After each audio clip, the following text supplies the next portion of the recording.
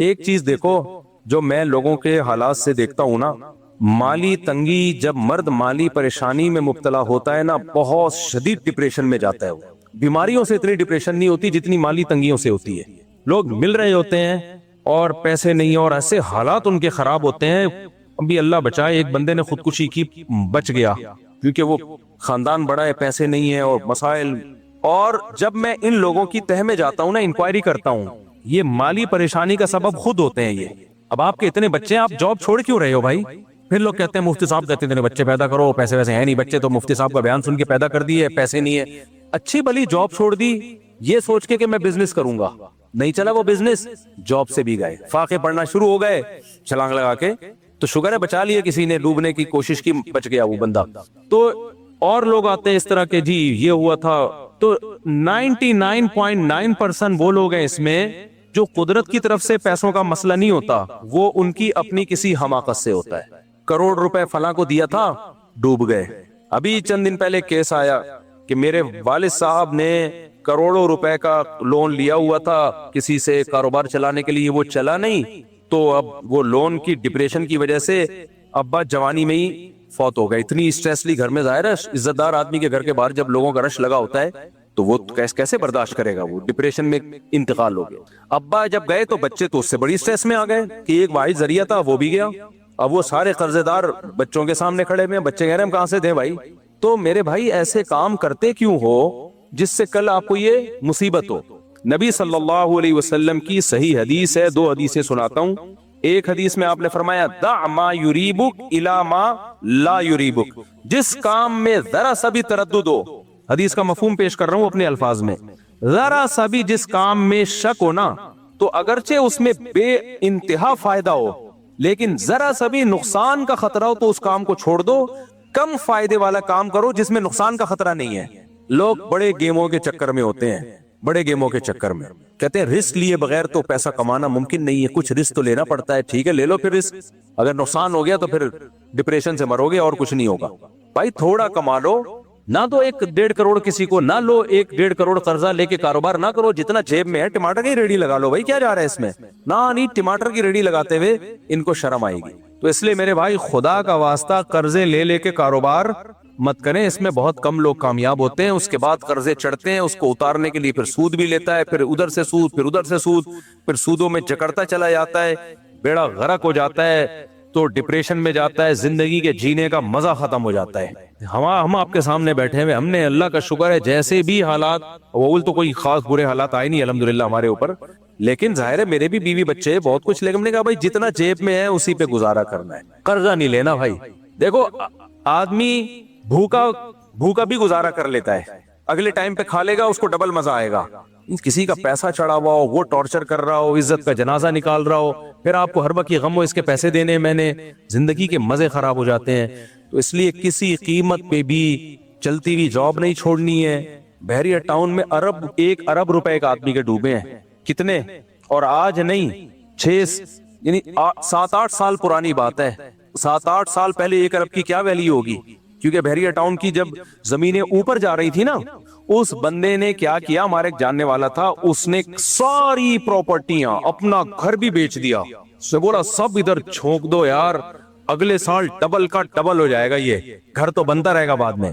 کچھ عقلمند لوگوں نے کہا کہ بھائی اس کا بھی تو امکان ہے کہ نہ ہو، اس نے کہا یار نہیں ہے، میں نے سارے اسٹیٹ ایجنٹ سے معلوم کر لیا ہے، پوری رپورٹ ہے کہ یہ تو ڈبل ہوگا، وہ نہیں ہوا، وہ دھڑام سے قیمتیں نیچے آئی ہیں، روڈ پہ آگے وہ بندہ ذاتی گھر سے بھی گیا ہے وہ آدمی۔ کیوں جوئے کھیلتے ہو؟ یہ بھی ایک قسم کا جوا ہی ہو گیا نا، تو کیوں ایسا کام کر رہے ہو؟ تو ہمیں شریعت نے اسباب کا حکم دیا ہے۔ دیکھو علماء نے یہ بات لکھی ہے کہ اللہ نے جگہ جگہ قرآن میں کہا نا مال جمع کرتا ہے، گنتا رہتا ہے، تو یہ کنجوسی اچھی چیز نہیں ہے، تو مال جمع کرنا اچھا کام نہیں ہے، لیکن علماء نے اس کے باوجود لکھا ہے کہ کم سے کم 1 سال کا مال جمع کرنا ضروری ہے۔ یہ مال جمع کرنے میں نہیں آتا، یہ ضرورت ہے۔ کیا مطلب؟ آپ نے اپنے گھر کے خرچے دیکھ لیے کہ یار میرا گھر کا 1 لاکھ خرچہ یا 1.5 لاکھ خرچہ یا 50,000 خرچہ جو بھی ہے، تو آپ کو اندازہ ہو گیا میرے گھر کا لم سم خرچہ فار ایگزامپل 1 لاکھ ہوتا ہے، ایک مثال ہے۔ تو آپ یہ فرض کر لو یار آج میری جاب چلی گئی نا تو میں تو روڈ پہ آ جاؤں گا، تو میں کم سے کم 1 سال کا نان نفقہ جمع کر کے رکھوں، تو آپ نے کیا کرنا ہے؟ 12 لاکھ جمع کر لینا، اور کیش کی شکل میں نہیں، 12 لاکھ کا گولڈ خرید کے لاکر میں ڈال دو آپ، سمجھ میں آ رہی ہے بات کہ نہیں آ رہی ہے؟ گولڈ بھی وہ خریدو جو فوراً کیش یعنی اس کی شکل میں ہو، اینٹوں کی شکل میں. اس میں پیسے بچاؤ. آپ شروع میں کنجوسی کر لو، اس کنجوسی کا کوئی گناہ نہیں ملے گا آپ کو. یہ ضروری ہے. کل لوگوں کے سامنے بھیک مانگنے سے بہتر ہے شروع میں تھوڑا سوکھی روٹی پانی میں ڈبو. بیگم کو بھی سمجھا دو، بیگم دیکھو جاب کبھی بھی جا سکتی ہے، یہ توکل جائز نہیں ہے ایسا کہ بعد میں اپنی لیے مصیبت کھڑی کرو. یہ وہ توکل نہیں ہے. وہ تو بیگم کو بھی بتا دو، دیکھو بیگم شروع میں سوکھا چارہ کھا لیں گے ہم، صحیح ہے نا، سوکھی روٹی کھا لیں گے ہم، ابھی میں پیسے بچا رہا ہوں. اور یہ نہیں کہ میں کنجوس ہوں، 1 سال تک، اس سے زیادہ نہیں. پھر زیادہ کی تو کوئی حد ہی نہیں. ہماری جاب چلی گئی، وہ بیگم کہے گی کیوں جا رہی ہے آپ کی جاب؟ اللہ نہ کرے ایسی باتیں نہیں کرو آپ، اللہ نہ کرے، اللہ نہ کرے. بھائی اللہ ہی کرتا ہے، اللہ کرنے پہ آتا ہے تو سب کچھ کرتا ہے. تو اللہ نے کوئی گارنٹی نہیں لی ہے.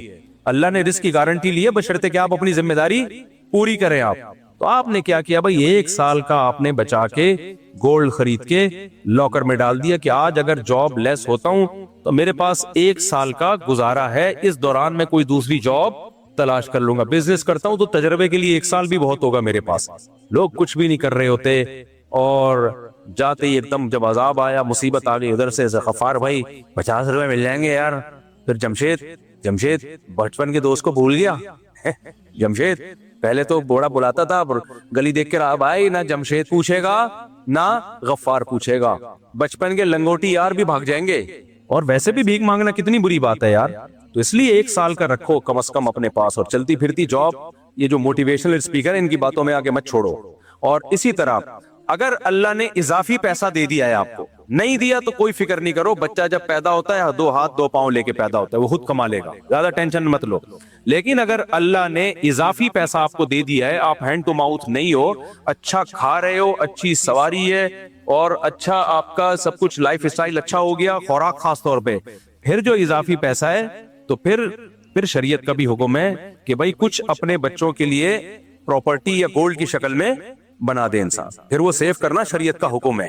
میں تو ذاتی گھر بنانے کا قائل نہیں ہوں، ان لوگوں کے لیے ہوں جو تنخواہوں پہ چل رہے ہیں، دکان پکوڑوں کی اور باتیں کروڑوں کی. وہ پھر اپنا جو ہے نا کھانا پینا بھی بھوکے رہ کے گھر بنا رہے ہو تو یہ کوئی کمال نہیں، یہ دنیا کی محبت ہے. لیکن اللہ نے اضافی دیا ہے نا، ہاتھ کھول دیا اللہ تعالیٰ نے، اور آپ خوب کھا رہے ہو. پھر بھائی کچھ ایسی پراپرٹی وغیرہ ایسی جگہ پہ نہ دو جو رسکی ہو. وہی بات ہے کہ یہ اس کی قیمت تو ڈبل ہو جائے گی لیکن ڈاکومنٹیشن اس کی مضبوط نہیں ہے، متنازع پلاٹ ہے، وہ بہت سستا بک رہا ہے اور بہت مہنگا بک جائے. نہیں بھائی نہیں، ریلائبل جگہ پہ کام ہلکا ہو لیکن پائیدار ہو، زیادہ پروفٹ نہ ہو لیکن کیا ہو، پائیدار ہو. تو ایسی جگہ پہ کوئی پراپرٹی لے کے ڈال دیں یا گولڈ لے کے لاکر میں ڈال دیں. بھائی یہ میرے مرنے کے بعد بچوں میں تقسیم ہو جائے، بالکل ایسا نہ ہو کہ میں مروں تو کچھ کھانے کوئی نہ ہو، زکوٰۃ پہ آ جائیں لوگ. تو اگر اللہ نے اضافی کچھ دیا ہے اس میں بھی کسی حد تک، بہت زیادہ نہیں، کسی حد تک اولاد کی فکر یہ بھی باپ کی ذمہ داری ہے. ہاں اس میں فکروں میں پاگل ہو جانا اور اپنا کھانا پینے سے ہی جانا یہ غلط ہے، اور وہ بھی ایک لمٹ فکر ہو اس کی بھی. ایسا نہیں ہو کہ انتہائی نہیں ہے، وہ انتہا تو پھر بھائی کچھ بھی نہیں ہے. تو وہ بھی 2 عدد ہاتھ اور 2 عدد پاؤں لے کے آئے ہوں، کم وقتوں کو بھی کچھ خود بھی کرنے دو، ٹھیک ہے؟ کیونکہ سارا ہی باپ سے اگر وہ ہوگا نا تو پھر خود اپاہج ہو جائیں گے، کسی کام کے نہیں رہیں گے، وہ پراپرٹیاں بیچ باچ کے کھا جائیں گے، پھر آخر میں انہوں نے بننا غریب ہی ہے. تو ان کو بھی کچھ موقع دو کرنے کا کہ اب خود بھی کچھ کرو کم وقتوں. ہاں اتنا ہو گیا ہے. اچھا اس میں کیا ہوتا ہے، میں اپنے دوستوں میں بعض لوگوں کو کہتا ہوں یار تم 45 سال کے ہو گئے، اگر تمہیں اللہ نے بہت دیا ہے تو کچھ بچوں کے لیے بنا لو، بنا کے چھوڑ دو، بس اس کو بھول جاؤ. اگر مر گئے تو کیا ہوگا، میں کیوں مروں گا بھائی جان. کوئی بھی کسی بھی ٹائم پہ بولو مر سکتا ہے. واقعات کسی کی بھی ساتھ ہو سکتے ہیں، بیٹھے بیٹھے بندہ مر جاتا ہے. کراچی میں تو زندہ ہے، اس پہ حیرت کی بات ہے. کراچی میں اس پہ نہیں، مجھے وہ لوگ کہتے ہیں فلاں کا انتقال ہو گیا، وہ نیچرل ہے، نارمل ہے. کہتے ہیں آپ کو ٹینشن نہیں ہو رہی؟ میں نے کہا مجھے تو خوشی ہو رہی ہے، 50 سال نکال گیا بندہ. ورنہ جو کراچی کے حالات ہیں 40-50، میں خود واقعی اپنے بارے میں حیران ہوتا ہوں. میں کیسے، دہشت گردی اتنی زیادہ ہے، ٹارگٹ کلنگ اتنی زیادہ. 2013 کی بات ہے، 14 کی، میرے پیچھے لوگ خفیہ تعاقب کرا کرتے تھے. یہاں برقعے میں عورتیں آ کے بیٹھ جاتی تھیں، میں پتا ہوتا تھا یہ مخبر ہیں، ہٹا بھی نہیں سکتے تھے، عورت ذات ہے، مخبر ہیں. پوری لوکیشن چیک ہو رہی ہے کہاں جا رہا ہے. ٹارگٹ کلنگ، مولانا اسلم شغبری صاحب شہید ہو گئے، کتنے علماء. تو ہمیں تو ہر وقت یہ تھا آج گئے کل ہم اخبار میں آ رہے ہوں گے. کراچی میں تو یہ چل رہا ہے. مشہور آدمی کہاں زندہ رہتا ہے کراچی میں بھائی؟ یوسف الجانوی شہید ہو گئے، مفتی نظام الدین شہید ہو گئے، اطلاق فلانا شہید، مولانا عادل صاحب شہید ہو گئے، عبد المجید ندیم صاحب، یا مولانا ندیم صاحب ہوتے تھے، پورا نام بھول گیا. عبد الغفور ندیم صاحب، میری ان سے شادی بیاہ میں ملاقات ہوئی، کسی تقریب میں آئے ہوئے تھے، میں گپ شپ ہوئی، بڑے پڑھے لکھے آدمی، اگلے دن اخبار میں اطلاع آ گئی شہید ہو گئے، وہ اللہ ان کی مغفرت فرمائے۔ تو یہ حالات میں 50 سال بھی نکال گئے، بڑی بات ہے بھائی، کیا خیال ہے؟ بڑی بات ہے۔ اور یہاں پاکستان میں اب بندہ بیٹھ کے سوچ رہا ہے میں کیوں مروں؟ بھائی کوئی بھی کسی بھی ٹائم پہ مر سکتا ہے، اس لیے پہلے سے اتنا انتظام کر دو۔ اگر اللہ نے گنجائش دی ہے، نہیں دی ہے تو ٹینشن نہ لو، اللہ کرے گا انشاءاللہ۔ گنجائش دی ہے تو اتنا انتظام کر دو بھائی، مرو تو پیچھے ایک دم سے روڈ پہ نہ آ جائیں، وہ بالکل ہی بس بچے ہی اسپیڈ سے پیدا کیے اور ابا کا اور کوئی کام، سارا زور کس پہ لگایا ہے؟ اسپیڈ کو فوکس کیا ہے۔ تو جو یہ کام کر رہے ہیں اور بچوں کے مستقبل کا نہیں سوچ رہے، تو وہ میرا آدھا بیان سن رہے ہیں، آدھا نہیں سن رہے۔ کچھ لوگ ایسے ہیں بچے اسپیڈ سے اور کر کچھ بھی رہے ہیں ان کے لیے، سارے کوئی کچرا کنڈی میں گھوم رہا ہے، کوئی بغیر چپل کے ناڑا لٹک رہا ہے، کوئی شلوار ہی نہیں ہے، ادھر جا رہا ہے ادھر جا رہا ہے۔ لوگ کہتے ہیں یہ ہوتا ہے زیادہ بچوں کا اثر۔ میں نے کہا بھائی اس نے آدھا بیان سنا ہے، آدھا سنا ہی نہیں۔ بچے ہی پیدا کیے جا رہے ہیں، ان کی فکر بھی کرنی ہے، پیدا بھی کرنے ہیں، روکنے نہیں ہے، اللہ کھلانے والا ہے، لیکن آپ اپنی ذمہ داری پوری کرو گے تو اللہ کھلائے گا بھائی۔ خود ہی اپاہج بن کے زندگی گزارو گے پھر نہیں ہوگا حساب کتاب۔ تو یہ بہت اہم بات تھی، کیونکہ لوگ آ رہے ہیں جو بہت ڈپریشن ہے یار، جب مالی مصیبتیں آتی ہیں نا انسان پہ، تو اپنے آپ کو آزمائش میں مت ڈالو، بھرپور اسباب اختیار کرو، اس کے بعد اللہ پہ توکل کرو۔ پھر وہ جو مصیبت آتی ہے اس میں اللہ صبر کی توفیق بھی دے دیتا ہے۔ جو مصیبت اللہ کی طرف سے آتی ہے نا اس میں صبر کی توفیق بھی مل جائے، اپنی حماقت سے جو آتی ہے اس میں صبر نہیں ملتا۔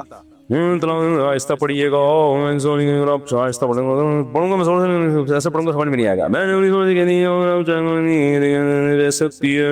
اس سے میری نہیں بھائی، اس سے طلاق کا اختیار نہیں جائے گا، نہیں اس سے طلاق کا اختیار نہیں جائے گا، انہوں نے منع کیا، پھاڑ دیں اس کو، آپ بھی نہ پڑھ لیں گے۔ اگر کسی عورت سے شوہر نے اس کو طلاق دی، کسی عورت کے شوہر نے اس کو طلاق دی ہو صرف زبانی، 2 سال ہو گئے ہیں، کیا وہ عدت سے شادی کر کے یا پیپر لکھوانا ضروری ہے؟ اگر طلاق دے دی ہے اور عدت کے دوران رجوع نہیں کیا تو عدت گزرتے ہی عورت آزاد ہو گئی ہے، چاہے شوہر نے پیپر پہ لکھ کے نہ بھی دی ہو، زبان سے دے دی تو جائز ہو گئی، اور عدت کے بعد وہ کہیں اور شادی کر لے۔ البتہ خطرہ یہ ہوتا ہے کہ شوہر عورت پہ کیس نہ کر دے کہ بھئی یہ تو میری بیوی ہے، جھوٹ بول دیتا ہے نا، بعض دفعہ شوہر طلاقیں دے کے مکر جاتے ہیں، اب عورت کے پاس کوئی ثبوت تو ہے نہیں، تو پھر ایسی صورت میں ہم اس کو یہ فتویٰ دے دیتے ہیں کہ آپ کورٹ سے خلا لے لو۔ تو کورٹ کا خلا تو کالعدم ہوتا ہے، لیکن تحفظ کے لیے پیپر مل جائے گا اس کو، شوہر اس کے خلاف کیس نہیں کر سکتا کیونکہ طلاق تو آلریڈی وہ دے چکا ہے نا۔ تو یہ ایک ترکیب ہے۔ مرد نے اگر طلاق دی ہے تو اس کے لیے جائز نہیں اس طلاق کو چھپانا۔ عورت اگر پیپر مانگ رہی ہے تو اس پر واجب ہے کہ وہ پیپر لکھ کے دے تاکہ کنفیوژن میں نہ رہے وہ۔ اچھا میرے بھائی، ہم نے کاروبار میں اللہ کو اپنا پارٹنر بنایا ہے، اب اس رقم کو جو اللہ کے لیے لکی کہاں خرچ کر سکتے ہیں؟ کہیں بھی خرچ کر سکتے ہیں، اور یہ منت نہیں ہے، واجب نہیں ہے، جتنا حسب توفیق آپ چاہیں آپ خرچ کر دیں، ہماری فاؤنڈیشن میں بھی دے سکتے ہیں۔ خود آپ سب سے پہلے تو اپنے قریبی رشتہ داروں پہ خرچ کرنی چاہیے، جو شریعت کا حکم ہے۔ آپ کے قریبی رشتہ داروں میں بہن ہے، بھائی ہے، کوئی غریب ہے، تو سب سے پہلے اس پہ خرچ کرو، باقی جہاں بھی خیر کے کام میں لگا دو۔ میرے بھائی مفتی صاحب سوال سیکرٹ ہے، اب تو مجھے موقع مل گیا نا گنگنانے کا۔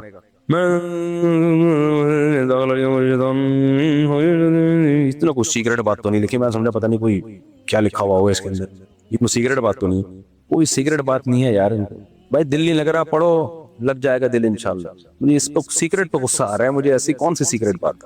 میرے مالی حالات کچھ سال سے خراب چل رہے ہیں، دعا فرما دیں اللہ تعالیٰ حالات بہتر کرے، دل سے دعا ہے جی اللہ تعالیٰ آپ کے حالات بہتر کرے، قرضہ اتار دے آپ کا۔ یہ سوال ایک آخری پڑھ لیتا ہوں، پھر ایک چھوٹی سی بات آپ کے سامنے کروں گا۔ جو میرے سے اتوار کو لوگوں کی ملاقاتیں بہت ہوتی ہیں، مجھے بہت کچھ لوگوں سے سیکھنے کا موقع ملتا ہے، تو میں پھر سوچتا ہوں کہ یہ بات میں لوگوں سے شیئر کروں گا، اپنے تجربے وہ بھی شیئر کرنے والا ہوں آپ سے۔ مفتی صاحب، میں جب قضائے حاجت سے فارغ ہو کر اٹھ رہا ہوتا ہوں تو کچھ قطرے ہمیشہ گر کر کپڑوں پر لگ جاتے ہیں، سو مجھے بار بار کپڑے بدلنے پڑتے ہیں۔ ٹیشو پیپر جیب میں رکھا کریں اور جگہ کو سکھا لیں، پھر بھی اگر کوئی ایک آدھ قطرہ نکل آئے تو اندازے سے شلوار کا وہ حصہ دھو لیں، ویسے 1-2 قطرے ویسے بھی معاف ہیں، اس کے ہوتے ہوئے بھی نماز پڑھ سکتے ہیں، سمجھ رہے ہیں؟ لیکن اگر آپ کا غالب گمانے کے پیشاب زیادہ پھیل چکا ہے تو اندازے سے شلوار تھوڑی سی دھو لیں، اندازہ بھی کافی ہے، اس کے لیے خوردبین سے مطالعہ کرنا کہ ادھر قطرہ لگا ہوگا اور باقاعدہ اس کو گوگل میپ پہ جا کے سرچ کرنا، اس تکلف کی ضرورت نہیں ہے۔ حضرات فقہاء نے مسئلہ بیان کیا ہے کہ آپ کے 2 پائنچے تھے، دونوں میں سے ایک گندا ہو گیا، ناپاک ہو گیا، خشک ہو گیا، اب آپ کو سمجھ میں نہیں آ رہا کون سا ناپاک ہوا تھا، تو اندازے سے کوئی بھی ایک دھو دو کافی ہے۔ سمجھ رہے ہو کہ نہیں سمجھ رہے؟ تو یہ وہی فقہ حنفی نا صدیوں سے جو چلا آ رہا ہے، فقہاء نے بہت پہلے ہی مسائل نمٹا دیے. پہلے حدیث سے پوچھو گے وہ اجتہاد کرنا شروع کر دے گا. قرآن و حدیث میں تو اس کی وضاحت ہے ہی نہیں نا، کہاں سے لاؤ گے ایسا اجتہاد؟ پھر وہ کچھ اور بتائے گا، وہ کچھ اور بچائے گا کہ دونوں پانچے دو، وہ کہے گا کوئی کہے گا دھو ہی نہیں، کوئی کیا کہے گا، کوئی کیا کہے گا.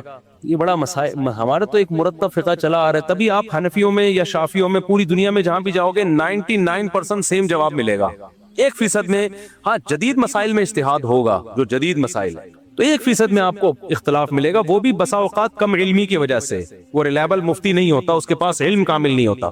سوال کسی نے پوچھا ہے، قرآن کی آیت ہے سورہ حج کی آیت نمبر 18، اس میں اللہ نے سجدے کا ذکر کیا ہے کہ زمین، آسمان، چاند، سورج، ستارے اور انسان سب اللہ کو سجدہ کرتے ہیں، اور آخر میں کہا کہ بہت سے انسانوں پر اللہ کا عذاب ثابت ہو چکا ہے، وہ سجدہ نہیں کرتے. تو اس آیت کی تشریح پوچھیے کہ عذاب ثابت ہونے کا کیا مطلب ہے. دیکھیں اگر اللہ کے علم میں پہلے سے یہ بات ہوتی ہے کہ کچھ بڑے ڈھیٹ ہوں گے، بہت ڈھیٹ انسان ہوں گے، ان کے سامنے اللہ کی آیات پڑھی جائیں گی اور وہ پھر بھی اس کو پہ عمل نہیں کریں گے، تو ایسے لوگوں پہ اللہ نے عذاب ثابت کر دیا ہے. کیونکہ اللہ کا علم کامل ہے تو پہلے سے اللہ نے لکھ دیا ہے انہوں نے جہنم میں ہی جانا ہے. تو اس کا یہ مطلب نہیں ہے کہ اللہ ان کو زبردستی جہنم میں لے جائے گا یا ان کو زبردستی گمراہ کرے گا ان کی، کیونکہ اللہ کا علم کامل ہے. تو اس طرح کی آیات اصل میں تسلی کے لیے ہوتی ہیں. جو بھی دین کی دعوت کا کام کر رہے ہیں ان کو تسلی دینے کے لیے کہ داعی جو ہے نا اس کی دعوت بہت جاندار ہوتی ہے، دلائل بہت جاندار ہوتے ہیں، پھر بھی سامنے والا ایمان نہیں لا رہا ہوتا تو اللہ بتاتے ہیں بھئی اس کی قسمت میں جہنم ہے، تو جو مقدر جہنم میں ہو تو مقدر تھوڑی تبدیل ہو سکتا ہے، تو چھوڑ دو اس کی فکر. تو یہ تسلی کے لیے اس طرح کا انداز اختیار کیا جاتا ہے. جیسے نبی کو بھی تسلی دی جاتی تھی، نبی دلائل دیتے تھے، معجزے بھی دکھا دیے، آپ کی دعوت بھی بہت صاف ستھری، وہ پھر وہی. تو اللہ نے نبی کو تسلی دی بھائی جس کی قسمت میں ہی جہنم ہے تو آپ کیوں اس کے پیچھے پڑے ہوئے ہیں، قسمت تھوڑی چینج ہو سکتی ہے. اسی طرح قرآن میں آتا ہے ہم نے تو تقدیر میں لکھ دیا ہے کہ لَأَمْلَأَنَّ جَهَنَّمَ مِنَ الْجِنَّةِ وَالنَّاسِ أَجْمَعِينَ، کہ میں جہنم کو جنات انسانوں سے بھروں گا. تو اللہ کہتے ہیں تو میں نے لکھ چکا ہوں پہلے، تقدیر تھوڑی ٹلے گی. اس کا مطلب یہ نہیں کہ اللہ زبردستی لوگوں کو پکڑ کے جہنم میں پھینکے گا. اللہ کے علم میں یہ بات ہے کہ بہت سے لوگ ڈھیٹ ہیں، وہ نہیں ایمان لائیں گے، وہ شیطان کے بہکاوے میں آئیں گے. تو اب یہ ایک چیز حقیقت ہے. تو اب دعوت کو، مبلغین کو تسلی دی جا رہی ہے کہ بھئی لوگوں کی اکثریت دیکھ کے سیدھا راستہ مت چھوڑنا. یہ تو پہلے سے طے شدہ ہے کہ بہت سارے لوگ جہنم میں جائیں گے، جہنم بھرے گی انسانوں سے، تو اس لیے تم سیدھے راستے پہ چلو اور دعوت کے کام میں لگے رہو اللہ کا حکم سمجھ کے، اور لوگوں کی اکثریت کو گمراہ دیکھ کے مایوس مت ہو. یہ مت سمجھو کہ تمہاری دعوت غلط ہے یا تمہاری دعوت میں اخلاص نہیں ہے. نہ دعوت میں بھی اخلاص ہے، تمہاری دعوت بھی ٹھیک ہے، لیکن ایک چیز مقدر میں ہے کہ جہنم کو اللہ نے انسان اور جنات سے بھرنا ہے، اور مقدر کبھی چینج نہیں ہوتا. تو یہ انداز اختیار کیا گیا تسلی کے لیے. تو اس کا یہ مطلب نہیں ہے کہ اللہ لازمی جو ہدایت چاہے گا پھر بھی اللہ اس کو زبردستی گمراہ کرے گا. اس کی مثال ایسے ہے، صبح شام ہم یہ دیکھ رہے ہوتے ہیں کہ باپ اپنے بیٹے کو سمجھا رہا ہے، وہ نہیں سمجھ رہا، تو پھر ماں کہتی ہے بھائی اس کو سمجھاؤ. آپ بولیں بھائی اس میں سمجھنے کی صلاحیت ہی نہیں ہے تو میں کیا سمجھاؤں اس کو. حالانکہ صلاحیت ہوتی ہے تبھی تو آپ کو غصہ آ رہا ہوتا ہے. اگر وہ مجنون دیوانہ پاگل ہوتا، سمجھنے کی واقعی میں صلاحیت نہ ہوتی تو آپ سمجھاتے کیوں اس کو؟ کسی پاگل کو تھوڑی سمجھایا جاتا ہے. تو یہاں جو آپ کہتے ہیں اس میں سمجھنے کی صلاحیت ہی نہیں ہے، مطلب یہ ہوتا ہے کہ یہ انتہائی درجے کا ڈھیٹ آدمی ہے اور اس نے فیصلہ کر لیا کہ نہیں سمجھنا، تو اس میں صلاحیت سمجھنے کی ختم ہو چکی ہے. تو میں اپنا ٹائم ضائع کیوں کروں؟ میں ایسے پہ ٹائم لگاؤں گا جس میں صلاحیت ہوگی. تو ہر مسئلے کا حل، ان میں سے کوئی ایسا بزرگ آپ مجھے بتاؤ جس کے پاس آپ جاؤ کہ جی میرے گردے میں پتھری ہے، کوئی وظیفہ بتا دیں، وہ کہے یہ والا مجھے نہیں ہے، گردوں کی پتھری کا سسٹم مجھے معلوم نہیں ہے. کسی ڈاکٹر کے پاس جاؤ گے نا، دنیا کا سب سے بڑا ڈاکٹر ہوگا، وہ بھی 2-4 باتوں کے بعد آ کے کہے گا یہ والا علم میرے پاس نہیں ہے، یہ اس کے لیے فلاں اسپیشلسٹ رابطہ کریں. آپ کہے گا نا وہ، ارے کسی جنرل فزیشین جو بہت بڑا فزیشین ہو اس سے آپ نے علاج کرایا ایک وقت، اگر شوگر کا علاج، ایک وقت کے بعد آ کے کہے گا یار یہ اسپیشلسٹ کے پاس چلے جائیں تو زیادہ بہتر. لیکن یہ روحانی والے، یہ ان کی کوئی اینڈ، ان میں خدا کی قسم میں بات جو کر رہا ہوں نا، یہ نہ بولا کرو یہ مفتی صاحب بدعتیوں کی بات کر رہے ہیں یا فلانے، میں دیوبندیوں کی تبلیغیوں کی بات کر رہا ہوں. اور کیا بولوں میں، آپ معذرت کے ساتھ، جو سب سے زیادہ توحید پرست کہلاتے ہیں. میرے سامنے یہ نہ بتایا کرو کہ یہ وہ تو دیوبندی ہیں، وہ تو رائیونڈ میں بیٹھتے ہیں، وہ تو فلانے بزرگ کے خلیفے ہیں. یہ باتیں کر کے نا لوگ مجھے کہتے ہیں کہ اچھا آپ تو وہ جو بات کر رہے ہو تو ان کی بات کر رہے ہو جو ربیع الاول مناتے ہیں، جو محرم میں یوں کرتے ہیں. جو نہیں بھائی، میں ان کی بات کر رہا ہوں جو اپنے آپ کو کیا کہتے ہیں، دیوبندی کہتے ہیں. معذرت کے ساتھ اتنا کھل کے میں بات کر رہا ہوں. جو اپنے آپ کو کہتے ہیں ہم فلاں بزرگ کے خلیفہ ہیں، وہ بزرگ بھی ہمارے مسلک کے بہت بڑے ہوں، تو میرے بھائی انتم الفقراء الی اللہ، یہ سارے اللہ کے کیا ہیں؟ فقیر. ان کے پاس نہ آپ کے گردوں کی پتھری کا علاج ہے، نہ آپ کے پھیپھڑوں کا ان کے پاس علاج ہے، نہ آپ کی بھاگی بیوی کو واپس لا سکتے ہیں، نہ واپس آئی بیوی کو بھگا سکتے ہیں. یہ بعض دفعہ لوگ یہ چاہ رہے ہوتے ہیں بھاگ جائے خود اپنے خرچے پہ کسی طریقے سے، یہ بھی نہیں ہو سکتا ان سے. اور میں یہ جنات بھی نہیں بھگا سکتے. یہ بولو نا. ابھی ایک صاحب میرے پاس آئے، پرسوں کی بات ہے، کہہ رہے ہمارے گھر میں ایک اسٹور بہت دنوں سے خالی پڑا ہوا تھا. خالی کا مطلب کوئی جاتا نہیں تھا اس میں، کئی سالوں سے. ہم نے وہ اسٹور خالی کرایا. جب سالوں کا لفظ بولتا ہوں میرا دماغ پتہ نہیں ان سالوں کی طرف کیوں چلا جاتا ہے، زیادہ ہے شاید. کئی سالوں سے وہ اسٹور کیا تھا؟ بند پڑا ہوا تھا نا، یعنی خالی کا مطلب انسان نہیں تھا. کہہ رہے ہم نے خالی کروایا تو ہمارے گھر میں کوئی خاتون پہ دورے آنا شروع ہو گئے. جن آتا ان کے اوپر اور کہتا کہ جب یہ اسٹور تم نے خالی کیا، اس کی صفائی کی، میرے بچے مر گئے ہیں، اس میں میرے بچے مر گئے ہیں اور اب دوبارہ اس اسٹور کی طرف قدم نہیں کرنا. میں نے کہا بھائی یہ جو خاتون ہے ان کو کسی نفسیاتی ڈاکٹر کو دکھاؤ، ان کا کوئی مسئلہ ہوگا، اللہ ان کو شفا عطا فرمائے. کہہ رہے ہم اسٹور میں جاتے ہوئے ڈر رہے ہیں. میں نے کہا اسٹور میں جا کے نا بم دھماکہ کرو جا کے، اور جن سے بولو ابھی تو تیرے بچے مرے، تیرے باپ دادے بھی یہاں مریں گے سارے. سمجھ رہے ہو؟ یہ ڈرامے کسی اور کے سامنے کرنا. میں نے کہا آگ لگا دو جا کے وہاں پہ. کیونکہ ایسے لوگ جب عاملوں کے پاس جاتے ہیں نا، اب عامل ان سے کھیلتے ہیں. نفسیاتی بیماریوں کی درجنوں قسمیں ہیں. پھر انہیں بتایا کہ وہ خاتون پہلے بھی ایسے دورے پڑتے تھے، بیمار ہوتی تھی. تو میں نے کہا وہ پہلے سے پڑ رہے تھے دورے. اب ایک جب دماغ میں کوئی چیز بیٹھ جاتی ہے نا کسی بیمار کے، تو اب گھر میں ایک نیا کام ہوا ہے تو وہ یہ کسی سائیکیٹرک سے پوچھیں، وہ بتائے گا آپ کو. جب بھی کوئی نیا کام ہوتا ہے تو وہ نفسیاتی مریض سمجھ رہا ہوتا ہے کہ یہ اس وجہ، تو وہ جن بھی آئے گا، جن کے بچے بھی آئیں گے. پرسوں ہمیں کسی نے کہا کہ بھئی ہمارے گھر خاندان میں ہی نا صحن میں جھولا ڈالنا تھا بچوں کے لیے. کسی نے ان کو بتا دیا کہ یہ جو صحن میں آپ نے جھولا ڈالیں گے تو رات کو جنات اس جھولے میں اپنے بچوں کو لا کے جھلاتے ہیں، صحن میں جھولے نہیں ہونے چاہیے. تو میں نے ان سے کہا، میں نے کہا بھائی اس اسٹور میں جا کے بولو جن کے بچے تیرے 20 بچے مرے، 40 بچے مرے. دیکھو پولیس والوں سے عبرت حاصل کرو. پولیس والے تو نہ کوئی حصار کھینچتے، نہ کوئی عملیات، نہ کوئی فلیتے، نہ کوئی پلیتے. لیکن الحمدللہ یہ جنات سے بالکل بھی نہیں ڈرتے. ہم نے دیکھا ہے جب کسی گھر میں عاملوں کو پکڑنا ہوتا ہے نا، عامل کہتا ہے میں اتنے جنات تمہارے اوپر چھوڑ دوں گا. پولیس والا موبائل لے کے پہنچتا ہے، عامل کو ڈالا گاڑی میں اور اس کے کروڑوں جنات تماشا دیکھتے رہ جاتے ہیں عاملوں کے. حالانکہ پولیس والے نہ کوئی آنے سے پہلے درود شریف پڑھا، نہ آنے کے بعد درود شریف پڑھا، نہ سورہ فلق پڑھی، نہ سورہ. یہ صورتیں پڑھنی چاہیے، ان کی اپنی اہمیت ہے، میں ان کی اہمیت کا انکار نہیں کر رہا. لیکن پولیس والے کے کانفیڈنس سے جنات اتنا ڈرتا ہے، وہ کہتا ہے عامل ایسا ہوتے نہیں ہے، جنات یہ عاملوں نے بنائے ہوئے ہوتے ہیں. تو خیر یہ جن چڑیل بھوت کہاں سے آ گیا؟ اصل جو میں بات عرض کر رہا تھا کہ بھائی بزرگ کی ڈیفینیشن یہ ہے کہ نیک آدمی ہو، اللہ والا ہو، بس اس سے دعا کروا دو. اس کے علاوہ وہ نہ آپ کی بیماریاں جانتا ہے، نہ آپ کے گردوں کے مسئلے حل کر سکتا ہے. کسی کا باپ بھی یہ مسئلے حل نہیں کر سکتا. ان کے اپنے بیسیوں مسائل ہوں گے. جہاں کسی پہ بزرگی کا لیبل لگا فوراً دماغ میں آتا ہے یار ان کے پاس کچھ ایسے اختیارات ہیں، یہ پہنچے ہوئے ہیں، ان کو پتا ہے. اور یہ بھی بتا دوں بزرگ کو بعض دفعہ یہ بھی نہیں پتا ہوتا سیاسی جماعتوں میں حق پر کون ہے. اس کا تعلق بزرگی سے نہیں ہے، اس کا تعلق معلومات سے ہے، نالج سے ہے. لوگ کہتے ہیں اتنا بڑا بزرگ فلاں سیاستدان کی حمایت کر رہا ہے. بھائی ٹھیک ہے بہت بڑے بزرگ ہیں، نالج ہے یا نہیں ہے؟ نالج ہے تو بزرگ نہ بھی ہو مان لو، نالج نہیں ہے تو بھائی کتنا بھی بڑا بزرگ ہو. قرآن کیا کہتا ہے؟ اے ایمان والو اللہ رسول کی اطاعت کرو. وَأُولُو الْأَمْرِ، اولو الامر کسے کہتے ہیں؟ اولو الامر کی تعریف میں بعض صحابہ نے کہا اس سے مراد علماء ہیں، بعض نے کہا اس سے مراد حکمران ہیں. اصل بات کیا ہے؟ دونوں تفسیریں ٹھیک ہیں. اولو الامر کا مراد جو بھی کسی معاملے میں اہل ہو. میڈیکل سائنس میں اہل کون ہے؟ ڈاکٹر. میڈیکل سائنس میں آپ عمران خان سے نہیں پوچھو گے، نواز شریف سے نہیں پوچھو گے کہ کیا صحیح ہے کیا غلط. اس میں آپ کس سے پوچھو گے؟ ڈاکٹر سے پوچھو گے. سمجھ میں آ رہی ہے بات؟ اس میں ڈاکٹر سے پوچھو گے بھائی کیا صحیح ہے کیا غلط ہے. گردوں کا مسئلہ گردوں کے اسپیشلسٹ سے پوچھو گے یا مفتی سے پوچھو گے؟ کیا ہو گیا؟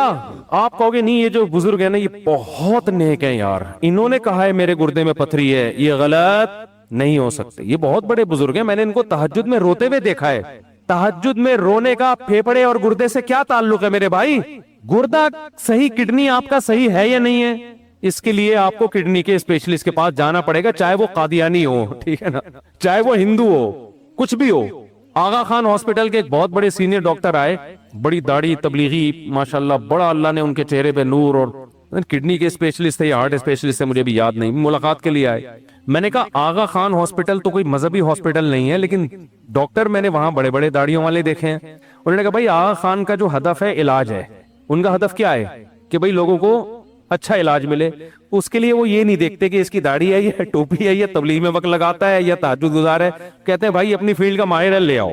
سمجھتے ہو, یہ فیلڈ کا ماہر ہے, ہمیں اس سے کیا, یہ تبلیغ میں وقت لگاتے ہیں نہیں لگاتے, درود شریف پڑھتے ہیں نہیں پڑھتے, ہمیں اس سے کیا ہے.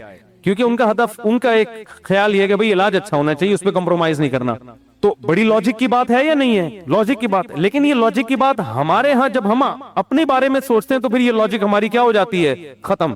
تو اس لیے میں جلدی سے بات کو سمیٹ کے ختم کرتا ہوں, پھر اگلے مہینے اگلے ہفتے انشاءاللہ ہم اسی ٹاپک کو لے کے آگے چلیں گے. وہ رکاوٹیں جو ہے نا اچھا بننے میں, کیا کیا چیزیں بنتی ہیں, رکاوٹیں. ان رکاوٹوں میں پہلی رکاوٹ چل رہی ہے, ٹھیک ہے. وہ رکاوٹ کیا ہے؟ شیطان. وہ شیطان کیا ہے؟ فلم.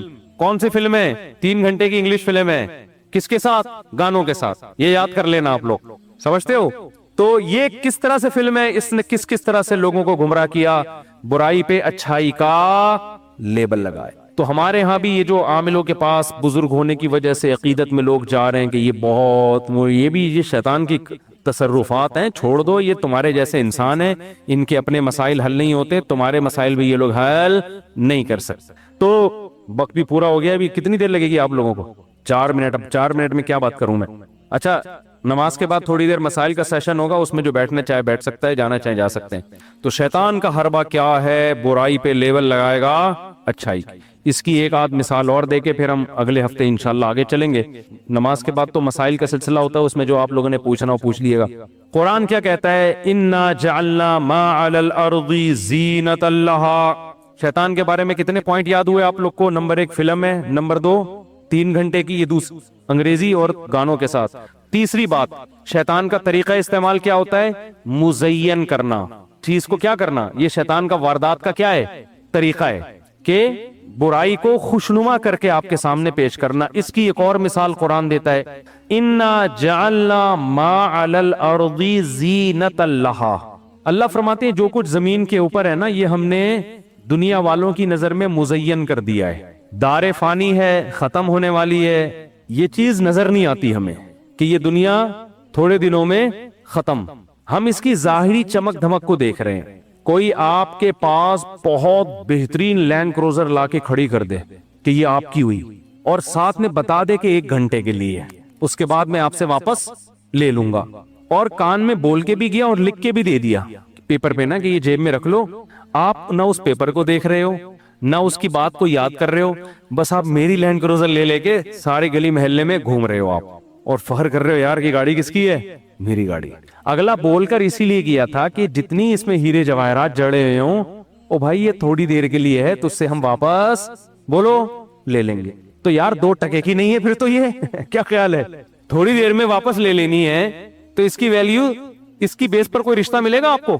آپ لینڈ کروزر پہ گئے رشتہ لینے کے لیے, لڑکی والوں نے کہا ہاں بھائی کیا کرتے ہو, کیا کرتے, دیکھ نہیں رہے گاڑی میں آیا ہوں, میری گاڑی ہے. لڑکی والے فوراً کہیں گے بھائی یہ جا, ابھی لے جا. لیکن آپ نے ڈاکومنٹس دکھائے تو پتا چلا یہ تو رینٹ پر ہے, 1 گھنٹے کے لیے دی ہوئی ہے. آپ کوئی ایگریمنٹ ایسا دکھا دیا, فوراً لڑکی واپس لے لیں گے. اب آپ کہہ رہے ہیں اس کے ٹائر دیکھو کتنے موٹے ٹائر ہیں, سارا سسٹم بٹن دبایا شیشے نیچے آ رہے ہیں بھائی, یہ نہیں کہ یوں لے کے گھما رہے ہیں. اتنی خوبصورت گاڑی ہے, دیسی سٹائل نہیں ہے. اے سی کا آٹو سسٹم دیکھو, کیا ٹھنڈک, سائبیریا کی ہوائیں آ رہی ہیں اے سی کے پنکھوں سے. وہ اگلا کہے گا بھائی یہ تو اس کو نا بی ایم لے آ, تو لینڈ کروزر چھوڑ کر, جب یہ کمبخت تیری ہے ہی نہیں. آپ کہہ رہے ہو میری ہے, خدا کی قسم میری ہے. وہ کہہ رہے ہیں کتنی دیر کے لیے تیری. تو یہ کام شیطان کراتا ہے, اس دنیا کی چمک دھمک آپ کو دکھائے گا, یہ نہیں بتائے گا کہ یہ تھوڑے دنوں میں کمبخت تو قبر میں اتر جائے گا. یہ تیرے جو ہزار گز کے اتنی موٹی موٹی دیواروں کے بنگلے اور اتنے موٹے موٹے سریے, یہ تیرے ساتھ قبر میں نہیں جائیں گے. ابھی تیرے چشمہ جو لگائے آگے یہ نمبر بڑھے گا, یہ نمبر کم نہیں. شکر کر ابھی باریک چشمہ لگا ہوا ہے, تھوڑے دنوں میں اتنے موٹے موٹے چشمے آئیں گے تیرے. بھی تو اس پہ رو رہا ہے کہ میرے بال سفید کیوں ہو رہے ہیں, تھوڑے دنوں میں اس پہ روئے گا سفید تھے تو نا. کیا خیال ہے؟ یا اللہ مجھے سفید ہی دے, میں کلر لگا لوں گا اس پہ, لیکن دے تو. پھر تھوڑے دنوں میں سفیدی کا مسئلہ بھی نہیں رہے گا, ایئرپورٹ بننا شروع ہوگا. آدمی کہے گا یار खोपड़ी तो थी ना, दिमाग तो था सोचने के लिए, अब तो याद ही नहीं रहता। बूढ़े आदमी से डॉक्टर पूछते हैं सुबह नाश्ते में क्या खाया, वो गहरी सोच में पड़ जाते हैं, याद ही नहीं रहता क्या खाया। फिर थोड़े दिनों में बालों से हटके दांतों का मसला, दांत नहीं है चबाने के लिए, अभी इस पे मसले होते हैं यार, दांतों को सफेद कैसे किया जाए, मुस्कुराते हुए अच्छे नहीं लगते हम, थोड़े दिनों में दांत मार्केट से शॉर्ट। एक एक मसला खड़ा होगा, एक एक मसला, और देख रहे हैं सुबह शाम लोगों को। आप जरा 20 साल पहले का कोई फिल्म का हीरो गूगल पे सर्च करो और देखो 30 साल बाद उसकी हालत क्या है। 1985 लिखो या 75 लिख लो, 75 में लिखो बॉलीवुड हॉलीवुड लॉलीवुड का कोई बहुत बड़ा हीरो जो उस जमाने का सुपर हिट हीरो था, लिखो 2023 में 22 में वो कैसा लग रहा है। बहुत से तो मार्केट से शॉर्ट हो चुके होंगे ठीक है, आप सर्च करेंगे आएगा ही नहीं, कहां गया थे अब नहीं है। कुछ आएंगे तो आदमी कहेगा ना ही आते तो अच्छा था। आप कहोगे यार इनसे दम करवा लो, इनसे जिन भगवा लो, इनसे थोड़ी आशीर्वाद ले लो, बुजुर्गों की दुआएं कबूल होती हैं। तो यार जब इतने बड़े फिल्म के हीरो वो बुढ़े हो गए, कमरे झुक गई, मैं और आप किस खेत की मूली हैं, हमारी औकात क्या है। हजरत हकीम अख्तर साहब शेर पढ़ा करते थे ना, वो शेर मुझे फिर असल में मुझे याद ही बयान के दौरान आता है, वो खत्म ये जिंदगानी हुई, कोई नाना हुआ कोई नानी हुई, जो इश्क मुआशके हुआ करते थे ना, अब जो हीरो था वो नाना हो गया, हीरोइन क्या हो गई, नानी हो गई, अब वो अच्छी नहीं लग रही किसी को। तो इतनी बड़ी हकीकत है, मगर शैतान जो 3 घंटे की इंग्लिश फिल्म है गानों के साथ, वो क्या कराता है, इस दुनिया का फना होना नजरों से ओझल कर देता है और ये शो कराता है ये तुम्हारे साथ हमेशा रहेगी। तो एक बेकार चीज पे कितनी खूबसूरत चमक पट्टी लगा दी ना उसने, वो चमक पट्टी है कि हमेशा रहेगी, हालांकि पता है हमेशा नहीं रहेगी, थोड़े दिनों की बात है, सब खत्म, फना, ज्यादा टाइम थोड़ी लगता है, वक्त पूरा हो गया, फिर इंशाल्लाह अगले हफ्ते इसी टॉपिक को लेके चलेंगे। अल्लाह ताला समझने की अमल करने की तौफीक अता फरमाए। व मा अलैना इल्लल बलाग। जज़ाकल्लाह। अच्छा ठीक है, बहुत ठंडा है भाई, चलें अब तो पी लिया। मुफ्ती साहब मैं निकाह करना चाहता हूँ, शायद वैसे दिमाग खराब रहता है, घर वाले निकाह नहीं कर रहे हैं, क्या मैं उनकी मर्जी के खिलाफ जाकर निकाह कर सकता हूँ? कर सकते हैं भाई, अपने खर्चे पे अपनी जिम्मेदारी पे बहू को अपना घर देंगे। ऐसा ना रिश्ता करके अब्बा के खाते में लाके डाल दिया।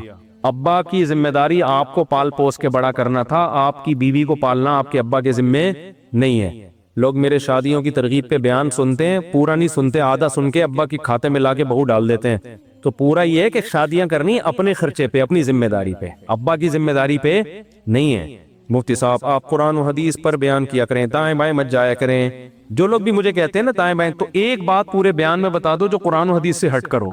आज जो जुम्मे से पहले बयान हुआ और जो अभी हो रहा है, ये बहुत से लोग इल्जाम लगाते हैं कि आप कुरान हदीस से हट के बयान करते हैं, तो कोई एक बात बता दो जो कुरान हदीस से हट करो पूरे बयान में। फिर इंशाअल्लाह कोई देखे किसी पर भी एतराज करे ना, मुबहम एतराजात ना अदालत में सुने जाते हैं। मुबहम, आपने अदालत में केस किया वसीम भाई चोर हैं, अदालत कहेगी क्या कि तुम्हारे पैसे चोरी किए हैं, तुम्हारी घड़ी चोरी की है, मस्जिद से चप्पल चुराएं, नहीं भाई चोर है ये आदमी, अदालत मानेगी इस दावे को? अबे कोई मिसाल तो दो ना, कहाँ चोरी की, क्या किया? तो ऐसे ही मेरे बारे में ये मैंने देख रहा हूँ तो यूट्यूब पे कमेंट्स के कुरान हदीस से हटके बयान करते हैं। तो हटने का मतलब कोई एक बात जिसमें मैं कुरान और हदीस से हटाऊं, वो मिसाल देंगे तो मैं बताऊंगा कि वाकई में हटाऊं कि नहीं हटा। तो मुबहम इल्जामात ना लगाया करें। मुफ्ती साहब अल्लाह का बदल है, अल्लाह ने कबीरा गुनाह से बचाया हुआ है, लेकिन सिर्फ बदनजरी होती है, ये नहीं छूटती, बहुत कोशिश करता हूँ नहीं छूटती। कह रहे हैं अल्लाह ने हर कबीरा गुनाह से बचाया, सिर्फ बदनजरी नहीं छूट रही। तो ऐसा किया करें, जब भी बदनजरी करें कुछ पैसे सदका कर दें। अब आपकी तनख्वाह कितनी है ये मुझे नहीं पता, आपकी माली हैसियत कितनी है। अगर आप 1 लाख रुपए कमा रहे हैं तो आप ये किया करें कि जब भी बदनजरी हो 500 रुपए आपने क्या करने हैं, पेनल्टी है उसकी। अगर 500 ज्यादा लग रहे हैं तो कोई बात नहीं, 250 कर दें, वो भी ज्यादा लग रहे हैं सिर्फ 100 कर दें। आप सजा लाजमी दें, बेशक हल्की दें। इससे क्या होगा, अब आपके पास जब कोई आंटी गुजरेंगी ना, देखने का दिल चाहेगा, तो एक तरफ 100 रुपए और एक तरफ आंटी, फिर आदमी कहेगा इनमें ज्यादा मजे की चीज 100 रुपए है या आंटी में ज्यादा मजे की है। समझते हो ना? बाज दफा ऐसी आंटी होंगी आदमी कहेगा 100 क्या, मैं 500 देने के लिए तैयार हूं, मैं देखूंगा उसको। ये भी होगा कि 5000 ले लो मगर मैंने छोड़ना नहीं है इसको। लेकिन ऐसी आंटियां कितनी होंगी, बहुत कम होंगी ना। उसका फायदा ये होगा कि ये गुनाह खत्म नहीं होगा, लेकिन आहिस्ता आहिस्ता कम हो जाएगा। सोचेगा जरूर आदमी, जब कम हो जाए ना, जैसे दिन में 100 बार बदनजरी करते थे, जब 500 रुपए सदका करना शुरू करेंगे तो ये 100 से 50 पे आ जाएगा। जब 50 पे आदत पड़ जाए ना, 50 से नजर झुका ली 50, तो फिर आप जुर्माना क्या करेंगे, बढ़ाएंगे। आहिस्ता आहिस्ता बढ़ाना है, एकदम से नहीं बढ़ा देना। 500 से किस पे ले आना है, 1000 पे। फिर एक वक्त आएगा کہ اتنی رقم آپ نے اپنے اوپر لازم کی ہوگی کہ بھائی اگر ایک دفعہ بھی دیکھا تو اتنے پیسے، تو اتنی زیادہ کوئی انٹی مارکیٹ میں ہوگی نہیں جو آپ کو 10,000 سے زیادہ محبوب ہو، اور پھر آپ کو نظر جھکانے کی عادت بھی پڑ جائے گی۔ تو جب تک اپنے اوپر کوئی جرمانہ نہیں رکھیں گے، برائی سے انسان کی بچت نہیں ہوتی۔ تو گناہ چھوٹتا ہے، عادت پڑ گئی نا، آہستہ آہستہ چھوٹے گا، ایک دم سے نہیں چھوٹے گا، تو اس کو کم کریں، کم ہوگا تو پھر اور کم ہوگا، آہستہ آہستہ ختم ہو جائے گا انشاءاللہ۔ جی، توبہ بھی کریں اور جرمانہ بھی رکھیں اپنے اوپر، اور شادی بھی کریں۔ اگر ان میرڈ ہیں، بیوی ہوگی تو پھر ادھر ادھر انٹیوں سے، ایک تو بیوی خود بھی حفاظت کر رہی ہوتی ہے کہ کہاں کہاں نظریں مار رہی ہے، اور پھر دوسرا انسان کا ویسے بھی ایک حلال طریقے سے اس کی خواہش پوری ہوتی تو حرام کی طرف نہیں جاتا وہ۔ مفتی صاحب اللہ کا وزیر ہوگی بھائی مفتی صاحب تمام کبیرہ گناہوں سے وضاحت بتا دیں، کون کون سے کبیرہ گناہ ہیں، بہت سارے ہیں، ابھی پھر لمبا وقت ہو جائے گا، اگلے ہفتے دیں دوبارہ۔ کیا مفتی صاحب قیامت حضرت عیسیٰ علیہ السلام کے نزول کے بعد قائم ہوگی؟ اور حضرت یحییٰ حضرت عیسیٰ کو ہی اللہ نے قیامت کے لیے منتخب کیوں کیا ہے؟ یقیناً ایسا ہی ہے، حضرت عیسیٰ کے نازل ہوئے بغیر قیامت قائم نہیں ہو سکتی۔ حضرت عیسیٰ نازل ہوں گے، دجال کو قتل کریں گے، پوری دنیا کو عدل سے بھر دیں گے، پوری دنیا میں اسلام غالب آ جائے گا، اس کے بعد پھر آہستہ آہستہ دوبارہ دنیا خراب ہونا شروع ہوگی، اور پھر جب مکمل خراب ہو جائے گی اللہ قیامت کو قائم کر دیں گے۔ اب باقی یہ کہ اللہ نے حضرت عیسیٰ کو منتخب کیوں کیا ہے، اس کے جوابات میں کئی بیانات میں دے چکا ہوں کہ حضرت عیسیٰ کی سلیکشن کی وجہ کیا ہے۔ ایک وجہ تو یہ کہ یہودیوں نے اپنے خیال میں ان کو قتل کیا تھا، تو حضرت عیسیٰ نازل ہوں گے یہودیوں سے انتقام لینے کے لیے، کیونکہ یہودیوں سے بڑا مسئلہ ہے نا۔ دوسری وجہ، حضرت عیسیٰ کو جو اللہ نے معجزے دیے وہ سارے سائنس کو چیلنج کرتے ہیں، تو چونکہ سائنسی ترقی کا دور ہوگا نا، تو اللہ نے ایسے معجزے دیے جو سائنسدانوں کو چیلنج کر دیں گے، جو سائنس کی نظر میں جو کام امپاسبل ہیں وہ حضرت عیسیٰ کریں گے۔ جیسے مردے کو زندہ کرنا، بھائی بڑی بڑی بیماریوں کے علاج دریافت ہو گئے، ایسا نہیں ہوا کہ مردہ اٹھ کے بیٹھ جائے آپ سے بات چیت کرنا شروع کر دے اور بھائی کیا حال ہے، اگر ایسا ہو تو وہ جو بیٹھے ہوئے وہ سارے لیٹ جائیں، یہی ہوگا نا۔ کوئی تختے پہ آپ نہلا رہے ہیں، مردہ اٹھ کے بات کرے اور بھائی خیریت ذرا تمیز سے، تو تختے پہ تھوڑی دیر میں کون لیٹا ہوا ہوگا؟ آپ لیٹے ہوئے ہوگے۔ تو حضرت عیسیٰ مردوں کو زندہ، اس طرح کے معجزے اللہ نے ان کو بہت دیے ہیں۔ ایک وجہ یہ بھی ہے مفتی صاحب میں آن لائن کام کرتا ہوں جس سے وہ ہم سے انویسٹمنٹ کراتے ہیں اور ہماری یہی انویسٹمنٹ سے مختلف پروڈکٹ خریدتے ہیں، اور اس پروڈکٹ کی جو بھی قیمت ہوتی ہے اس کا 2% یا 26% کمیشن ہمیں دیتے ہیں اور خود بھی رکھتے ہیں۔ کیا یہ سود تو نہیں ہے؟ دیکھو آن لائن کام میں ہم نے یہاں سے فتویٰ جاری کیا ہے، وہ ہم انٹرنیٹ پہ شائع کر دیں کہ آن لائن کام میں بہت ساری صورتیں ہوتی ہیں۔ ایک اصولی بات یہ ہے کہ آپ کوئی چیز اپنے قبضے میں لائے بغیر فروخت نہیں کر سکتے۔ اگر آپ نے قبضے میں لائے بغیر فروخت کرنا ہے تو پھر آپ کیا کریں؟ فروخت نہ کریں، فروخت کرنے کی آفر دیں، سمجھ رہے ہیں نا؟ بائی ناؤ کا آپشن نہ لگائیں آپ ویب سائٹ پہ، آپ یہ کہ یہ آفر ہے ہماری طرف سے، جو خریدنا چاہیں ہم سے رابطہ کریں۔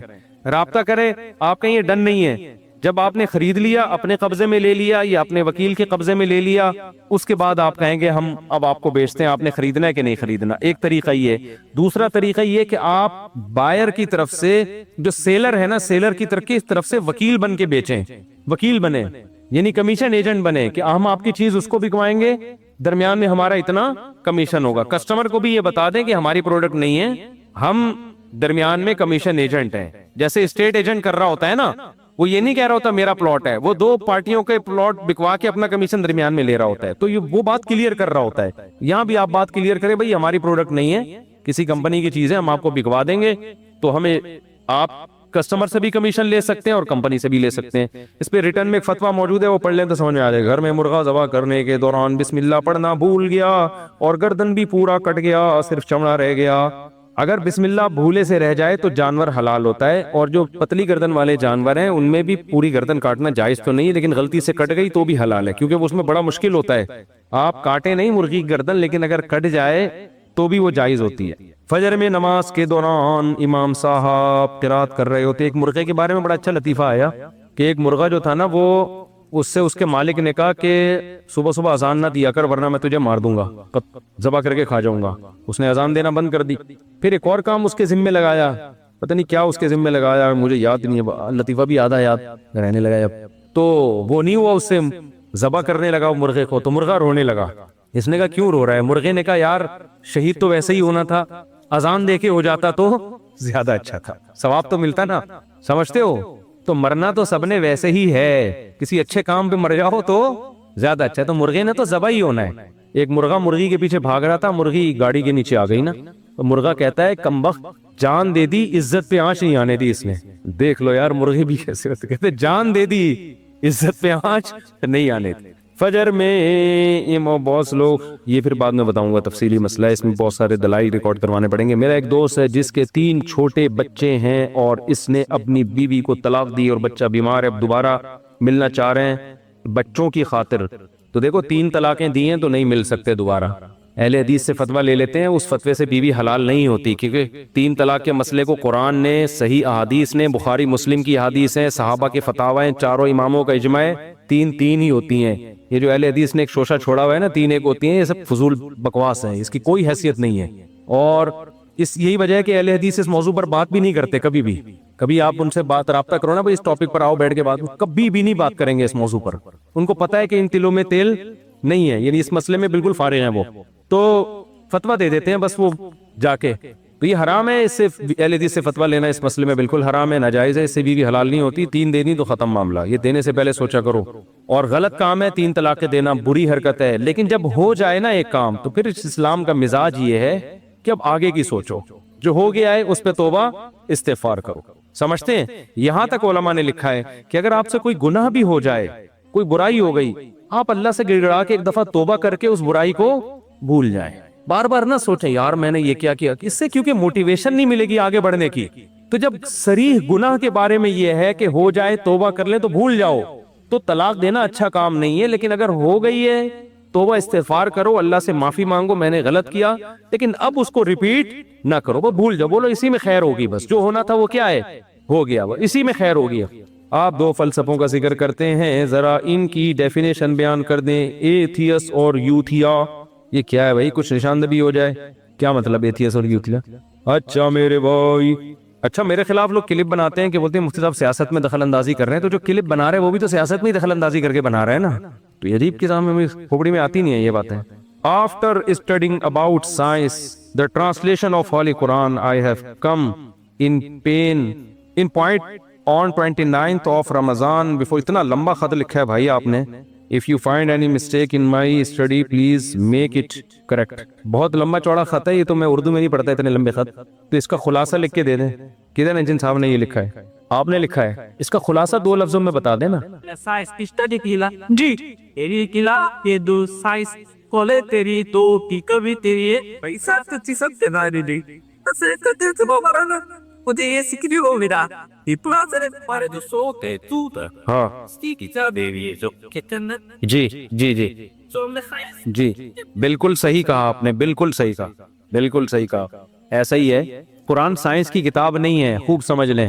کل ایک صاحب نے مجھ سے سوال پوچھا کہ بہت سے ایسے سیارے جو بعد میں دریافت ہوئے ہیں, قرآن میں ان کا تذکرہ کیوں نہیں ہے؟ قرآن نے تو انہی سیاروں کا تذکرہ کیا ہے جو عرب لوگ جن کو جانتے تھے. تو اس سے پتہ چلتا ہے یہ اللہ کا کلام نہیں, معاذ اللہ, یہ تو نبی کا اپنا کلام ہے. جو نالج تھی وہ بتا دی. اللہ کا کلام ہوتا تو اللہ ایسی باتیں بھی کرتا نا جو اس دور میں سب کو معلوم نہیں تھی. میں نے ان کو میں نے کیا جواب دیا کہ قرآن اگر ایسے سیاروں کا تذکرہ کرتا ہے جو 1400 سال بعد دریافت ہوئے ہیں, تو عرب لوگ اس قرآن پہ ایمان لاتے یا اس کو جھٹلاتے؟ بولو نا. وہ کہتے یہ کون سی باتیں ہیں بھائی, یہ کون سا سیارہ ہے؟ تو نبی کے کام 2 ہوتے, پہلے اس کو ثابت کرنا سائنسی حقیقت کو کہ نہیں جی ایسا سیارہ بھی ہے, پھر قرآن کی صداقت کو ثابت کرنا. تو یہ 2 مشکل کام ہو جاتے ہیں نبی کے ذمے. پھر آج کچھ چیزیں دریافت ہوئی ہیں جو ہو سکتا ہے ابھی 1000 سال کے بعد دریافت ہوں گی. اگر آج کی سائنسی حقائق قرآن میں ذکر ہوتے تو ہم غیر مسلم کو کہتے دیکھو بھائی یہ قرآن میں یہ لکھا ہے, حالانکہ یہ تو 1400 سال پہلے تو پتہ نہیں تھا, لیکن پہلے سے قرآن میں لکھا ہوا ہے اور آج 1400 سال کے بعد دریافت ہوا ہے. تو دیکھو بھائی اس کا نتیجہ کیا نکلتا, 1000 سال کے بعد کوئی اور نئی چیز آ جاتی جو آج دریافت بولو نا نہیں ہوئی ہے. پھر آپ کیا کرتے؟ 1000 سال بعد والا کیا کرتا؟ وہ کہتے ہیں تو 1400 سال پہلے تو یہ تھا ہی نہیں اس کا تصور, یہ قرآن نے کیوں بیان نہیں کیا جو 3000 سال بعد جو چیزیں دریافت ہو رہی ہیں. تو اس کا مطلب پھر قرآن قیامت تک جتنی سائنسی چیزیں دریافت ہوں گی سب کا تذکرہ کرتا. پھر قرآن نماز روزے کی کتاب نہ رہتا, وہ سائنسی تھیوریز کا نام بن جاتا. اور ان سائنسی تھیوریز کو ثابت کرنا نبی کے ذمے کتنا مشکل کام ہو جاتا. ان عربوں کو جو نہ لکھنا جانتے اور نہ پڑھنا جانتے, وہ تو اور قرآن کا انکار کرتے. لہذا قرآن نے کہا بھائی ٹاپک سے ہٹو ہی نہیں, جو ٹاپک ہے نا اس کو فوکس کرو. تو قرآن میں اتنی سائنس کا تذکرہ ہے جو اس زمانے میں جو لوگوں کو نظر آ رہا تھا، سورج چاند ستارے، اس سے زیادہ قرآن نے سائنس کے ٹاپک کو چھیڑا نہیں، کیونکہ یہ ٹاپک تو قیامت تک پھیلتا چلا جائے گا، اس کی کوئی انتہا نہیں ہے۔ تو یہ الزام جب لگتا ہے جب قرآن سائنس کی کتاب ہوتی، پھر ہم کہتے ہیں کہ یار وہ اس زمانے میں جو سیارے دریافت ہو گئے ان کو تو قرآن ذکر کر رہا ہے، جو دریافت نہیں ہوئے ان کو ذکر نہیں کر رہا، تو یہ سائنس میں ادھوری کتاب ہے۔ ہم کہتے ہیں سائنس کی ہے ہی نہیں تو ادھوری اور مکمل کیا، ہدایت کی کتاب ہے۔ تو جو ہاں قرآن کے برحق ہونے کی سب سے بڑی دلیل یہ ہے کہ اس زمانے میں بہت سے سائنسی نظریات ایسے تھے جو معاشرے میں رائج تھے، جو آج 1400 سال کے بعد 100% غلط ثابت ہو چکے ہیں۔ قرآن نے ایسے کسی سائنسی نظریے کا تذکرہ نہیں کیا۔ قرآن یہ بھی تو کر سکتا تھا نا کہ اس زمانے میں جو سائنسی تھیوریز چل رہی تھی انہی کو تذکرہ کر کے انہی کی مثالیں دے دیتا، ایک بھی نہیں لی ہے قرآن نے۔ اس کا مطلب یہ اللہ کا کلام ہے، اسے پتا ہے کہ کون سی بات نقل کرنے کی ہے اور کون سی نقل کرنے کی نہیں ہے۔ سمجھتے ہو کہ نہیں سمجھتے؟ اچھا بھائی، خالد محمود میں خالد محمود جو جرمنی سے آیا ہوں، آپ سے گزارش ہے کہ مجھے کچھ معلومات دیں، حوالے چاہیے۔ آپ اگر 15 منٹ دے دیں آپ کا احسان ہوگا۔ دیکھیں آپ اگر بعد میں آ جائیں کچھ ہے نہیں، اتوار کو عصر میں آ جائیں، ٹھیک ہے؟ اتوار کو عصر میں آ جائے گا، جرمنی سے نہیں کراچی سے ہی آئے پھر سیدھا۔ کیا اور کوئی سوال تو نہیں بھائی کسی کا؟ شاباش جلدی سے جی۔ نہیں، رمضان کے روزے، شوال کے جو 6 روزے ہیں ان میں گڑبڑ نہیں کر سکتے آپ۔ بعض لوگ گھننے بنے ہوئے ہوتے ہیں، شوال کی بھی 6 روزوں کی نیت کر رہے ہوتے ہیں، رمضان کے قضا کی بھی نیت کر رہے ہوتے ہیں، ایام 20 کی بھی نیت کر رہے ہوتے ہیں، پیر جمعرات کی بھی، سارے ہی گڑبڑ کر رہے ہوتے ہیں۔ تو رمضان شوال کے جو 6 روزے ہیں وہ بالکل الگ ہوں گے۔ ہاں ایام 20 کے روزے اور پیر جمعرات کا روزہ آ گیا تو وہ اس میں مرج ہو سکتا ہے، تو اللہ سے امید ہے انشاءاللہ دونوں کا ثواب مل جائے گا، لیکن قضا روزے تو بالکل الگ رکھنے پڑیں گے آپ۔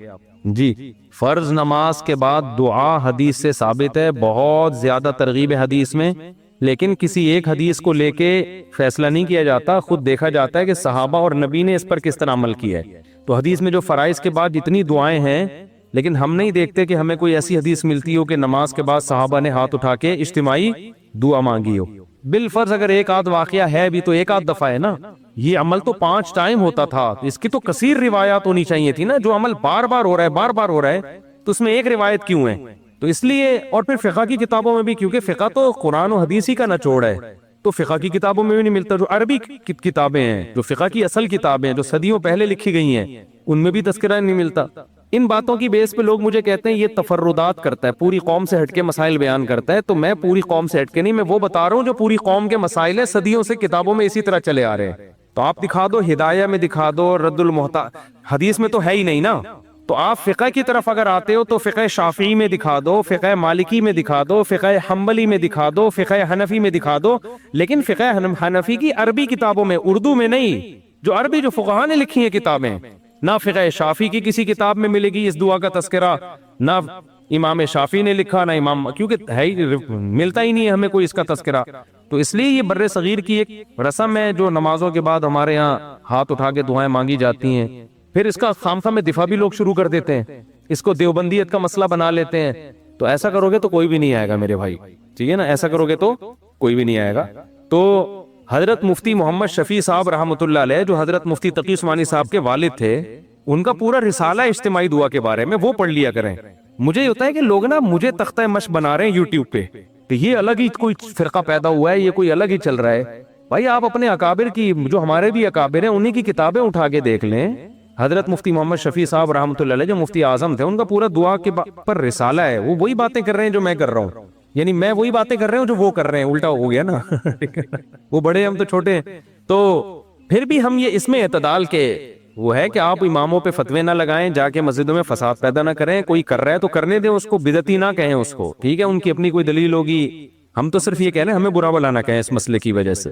تو اگر کوئی کر رہا ہے تو فساد نہ کریں، اور بہت سارے بڑے بڑے مسائل ہیں، کسی اکابر میں سے کسی عالم کی گستاخی نہ کریں، آپ کسی کو بدعتی قرار نہ دیں، اپنی رائے پیش کر دیں، مان لیں ٹھیک ہے، نہیں مانے کوئی بات نہیں، علماء میں اختلاف ہوتے ہیں، جہاں درجنوں اختلاف وہاں ایک اور صحیح، ایسا کون سا گھبرانے والی بات ہے بھائی؟ اور بہت سارے مسائل میں اختلاف ہے یا نہیں ہے، تو ایک اور صحیح، اس میں کیا ہو گیا؟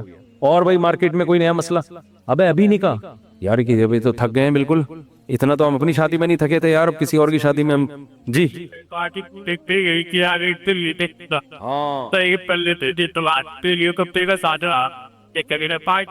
بہت اچھا، میں سمجھ گیا آپ کا سوال، میں آپ کا سوال میں آپ کا سوال سمجھ گیا.